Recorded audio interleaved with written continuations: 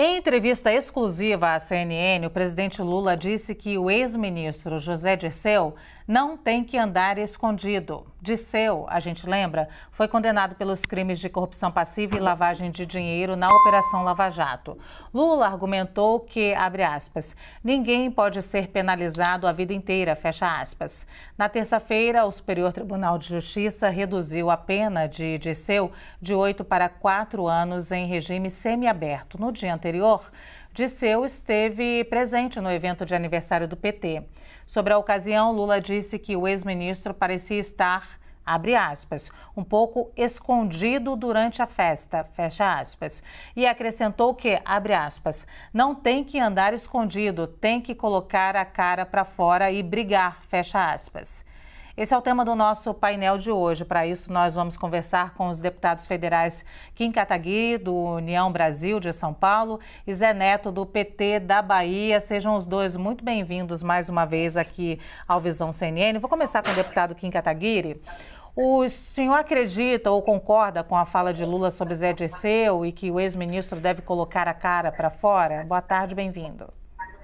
Boa tarde, obrigado, é um prazer estar na CNN, cumprimentar o deputado, meu colega Zé Neto, e dizer que eu discordo completamente do presidente Lula, mesmo porque a gente está falando de um sujeito que foi condenado a 10 anos de prisão no mensalão, e aí não tem que se falar de perseguição política, de Moro, nem de nada disso, porque o mensalão foi julgado diretamente no Supremo Tribunal Federal e depois teve condenação mantida no âmbito da Operação Lava Jato. A gente está falando de um criminoso de colarinho branco, praticamente um marcola do colarinho branco, um sujeito perigosíssimo e que deveria permanecer na cadeia, um erro que o STJ comete de diminuir sua pena e de permitir que esteja no regime semiaberto. E depois, Zé Dirceu, a gente sabe, é um dos nomes mais radicais do PT, é de umas alas mais socialistas do PT, que prega justamente, né, um governo de revanchismo, um governo de vingança, e o Lula reforça essa narrativa, abandona a mentira do Lulinha frente ampla contra Bolsonaro, do Lulinha paz e amor,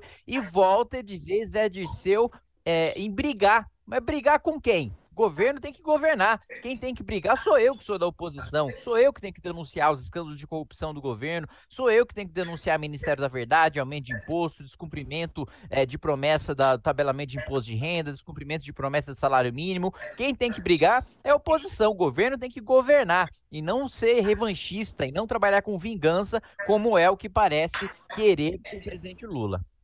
Olha, sobre a presença de Zé Dirceu na festa do PT, Lula, ele disse que ele é um agente e militante político da maior qualidade que está voltando a participar dos eventos do partido. Em referência à Lava Jato, Lula também disse que, abre aspas, nenhum partido foi mais massacrado que o PT, fecha aspas. O senhor concorda, deputado Zé Neto? Olha, primeiro, boa tarde, prazer estar falando com vocês, saudar o Kim, dizer que o Brasil precisa sair dessa. Se tem uma coisa que todo mundo já sabe, está mais do que nítido e mais do que materializado, foi como funcionou o Lava Jato. E todos sabemos hoje quais eram os reais interesses de grande parte do que foi feito dentro do Lava Jato, inclusive na destruição de empregos, de empresas e na tendência que ela tinha de encaminhar o Brasil no mau caminho, no caminho do desmonte da sua indústria, no desmonte das suas instituições, no desmonte da sua ordem jurídica legal. Eu acho que o Zé Dirceu não tem que estar pagando mais nenhuma ofensa desse nível. Com todo o respeito que eu tenho aqui, que a gente precisa agora não é estar falando de Zé Dirceu. Ao contrário, a gente tem que dizer aqui que a gente, se fosse falar de alguma coisa injusta, estávamos falando aqui de como funcionou contra a lei, de forma combinada, de forma absolutamente totalmente fora do padrão do que é exigido pelo Estado de Direito, que foi as ações, boa parte delas, do Lava Jato. O que a gente tem que falar agora é o que é que a gente quer para o Brasil. E realmente, isso que você falou, não é nem paz e amor que Lula está pregando. O que Lula está pregando é nós nos reunirmos em torno dos temas que o Brasil precisa resolver, tipo reforma tributária. Você é uma cabeça inteligente, pode colaborar, e você sabe, a gente conversou essa semana lá em Brasília, eu estou te dizendo novamente, nós vamos ter que nos unir todos, deixar um pouquinho de disputas ideológicas de lado para sentar em torno de uma mesa e saber o que é que a gente pode fazer nesse momento histórico do Brasil, inclusive que temos um ministro importante numa pasta que, inclusive, foi suprimida, que é a pasta do Ministério de Indústria, Comércio e Serviços e Inovação, para que a gente possa, com Alckmin, com Lula, com Haddad, com nossa turma, sentar com vocês, sentar com oposição e dizer, ó, até aqui é a oposição, daqui até aqui também é condição que a gente tem de dialogar e reconstruir o país, fortalecer a sua democracia e fortalecer, acima de tudo, a condição que nós temos de dar uma virada fiscal e tributária. Só para encerrar, dizer que os que mais estão reclamando de Zé Dirceu foram aqueles que estavam dia 8 de janeiro tentando destruir as instituições do país. Esses são os que eu ouvi na rede social, os que mais reclamam. Esses não têm moral de falar nada. Esses sim é que tem que estar presos porque queriam destruir o Estado de Direito e a nossa democracia. Então vamos passar a régua nessa conversa, vamos partir para cima para que a gente possa garantir ao Brasil a condição do Brasil avançar e ter, evidentemente, uma reforma tributária e uma condição de melhorar a vida do povo brasileiro. Deputado Kim, o senhor disse na sua primeira resposta que o Zé Dirceu é um sujeito perigosíssimo, estou usando as suas palavras, nem devia estar ali. E aí eu quero, claro, lhe questionar, porque a justiça, ela não deixa ninguém perigosíssimo solto. Então, o que o senhor queria dizer com isso? E queria emendar também com um pouco do raciocínio do deputado Zé Neto aqui, colando com uma fala do presidente Lula de ontem. Ainda há pouco nós discutimos aqui essa fala, e ele disse que a criminalização é exatamente por esse resultado, né? Quando você nega a política, é a frase, o resultado é exatamente o surgimento do autoritarismo. O presidente Lula faz sempre essa crítica de criminalizar políticos. E aí eu queria que o senhor falasse um pouquinho sobre esse surgimento do autoritarismo, se isso tem uma relação direta, na sua opinião, já que a gente está falando de criminalizar pessoas aqui. Não, a gente não está falando de autoritarismo e criminalizar pessoas. A gente está falando de políticos criminosos, e Zé Dirceu é um criminoso, segundo a justiça, não segundo a mim. Ele pode falar, não, mas a Lava Jato foi parcial. Vamos supor, eu discordo veementemente disso, mas vamos supor que foi parcial. E o mensalão? 10 anos de cadeia no mensalão. Para além disso, a destruição de empregos e de empresas foi a corrupção e foi o cartel das empreiteiras que gerou essa destruição. Não foi a Operação Lava Jato. O que a gente deveria estar falando, a gente não deveria estar falando de Zé Dirceu, diz meu colega Zé Neto. Mas quem está falando de Zé Dirceu é o Lula, não sou eu. Temos que falar sobre os abusos da Lava Jato. Mas peraí, e a doação que o novo juiz da Lava Jato deu ao Lula? O juiz não tem que ser imparcial? Como é que o juiz doa para a campanha de um presidente da República? Indústria, concordo, nós temos que reindustrializar o país. O PT deu 400 bilhões de reais para industriais amigos e isso não beneficiou em nada o país, e quem diz isso não sou eu, é a FGV e o INSPER. O PT teve a maior política de destruição industrial da história do país. E quem mais reclama de Dirceu não são aqueles que destruíram coisas no dia 8, não, é a grande maioria que não estava lá, que defende a democracia, a grande maioria que é de direita, é republicana e é democrática e considera Dirceu um criminoso, como a justiça considera. E aí eu vou discordar da apresentadora. Sim, a justiça deixa a gente perigosíssima solta e inclusive impune, e inclusive faz manobras processuais para que gente perigosíssima possa disputar eleições. Bom, o senhor tem direito de discordar. Eu aqui falo em nome, é claro, do que a gente vê na justiça e no jornalismo. É claro que isso acontece também. Eu queria que o senhor definisse o perigosíssimo. O senhor acabou não definindo, deputado Kim, porque ele é perigosíssimo. Por favor.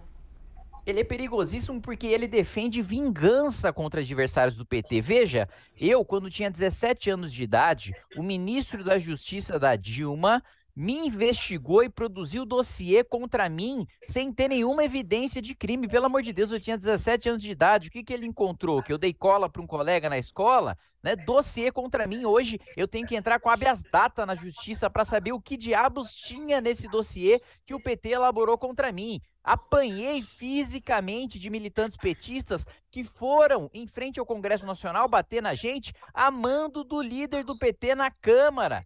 Aquela época do impeachment. E Zé Dirceu, como eu disse, é da ala mais radical do PT, é da ala mais autoritária do PT, é daquela ala que diz que o erro do PT no impeachment da Dilma foi não ter promovido os generais corretos, não ter mudado o currículo das Forças Armadas e não ter regulamentado os meios de comunicação. Isso é perigosíssimo, isso é autoritarismo. Não é só crime de colocar dinheiro no próprio bolso, é crime para se perpetuar no poder e para diminuir e restringir liberdades e direitos individuais. Deputado Zé Neto, vou lhe dar uns minutos também para contraponto, é claro.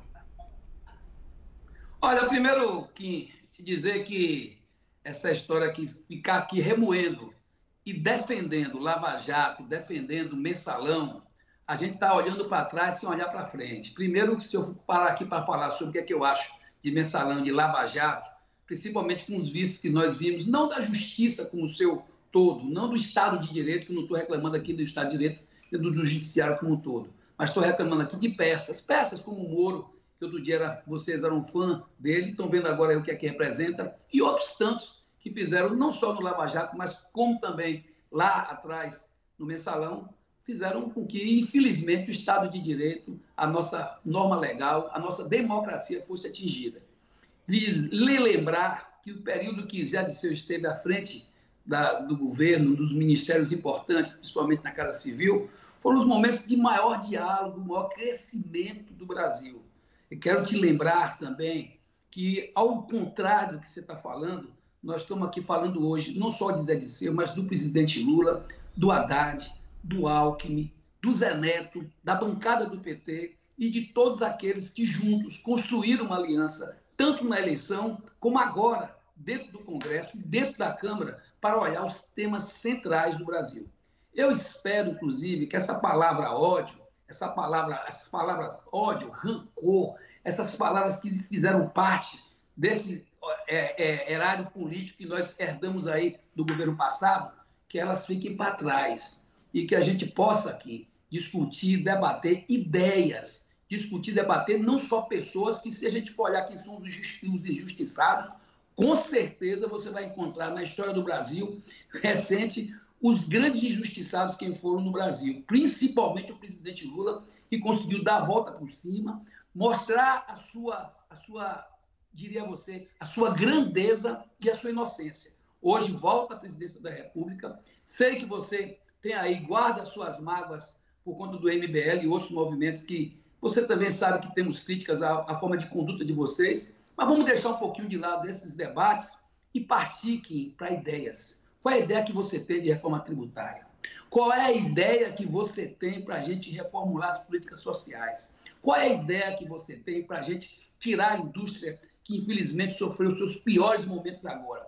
Qual é a ideia que você tem para a gente voltar a desenvolver serviço, gerar emprego, gerar renda, gerar felicidade no nosso Brasil? Eu disse a você e vou repetir, a palavra é bom senso, diálogo. Nós temos que caminhar nesse sentido. E acho que essa paranoia que a gente vê a oposição vivendo, inclusive, estão sem assunto, aí procuraram o assunto Zé Dirceu. Zé Dirceu é muito bem-vindo ao PT, Zé Dirceu não tem que estar se escondendo, e eu vou lhe dizer mais, se Zé Dirceu já pagou algum preço, pagou mais do que o que devia. Inclusive, lembre-se que não foram provas materiais que tiveram contra Zé Dirceu. A teoria que levou Zé Dirceu à prisão foi uma outra situação que a gente não pode mais dar vazão a essa história de convicção ou de situações que não condizem à materialidade de qualquer que seja o crime que a pessoa muitas vezes é condenada. Portanto, eu volto a dizer a você que nós queremos com a oposição é que ela faça o papel dela, mas ela esqueça o ódio, ela esqueça o rancor, ela esqueça o personalismo e vamos trabalhar com ideias para que a gente possa levar o Brasil a voltar a se desenvolver, sair dessa situação absurda que nós encontramos e criar um Brasil mais humano, mais justo e muito mais progressista. Sim, muito obrigada. Desculpa interrompê-lo, deputado, já estou no sim aqui no final, mas é porque a gente realmente está com o tempo esgotado. Quero deixar sempre o convite aqui para que o senhor, deputado Zé Neto, esteja aqui com a gente, também deputado Kim Kataguiri, que vem várias vezes aqui debater. Deputado, pode discordar de mim também, não tem problema, é meu problema, minha função aqui é instigá-lo a falar. O capeta já ofereceu os seus serviços para você em algum momento? O sentimento de culpa de estar gerando um desgaste, porque quem escolheu disputar a eleição, quem escolheu seguir a carreira política, fui eu, né? Não foi minha família. Você tem orgulho de ser brasileiro, Kim? Mesmo com esses defeitos?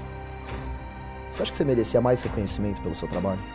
Primeiro, uma sensação muito grande de injustiça, né? Das pessoas me colocarem o monarca como nazistas e não tinha absolutamente ninguém defendendo o nazismo. Kim, qual é, hoje, o seu maior medo? Eu acho que era muito jovem pra Pra perder o pai. pra perder o pai.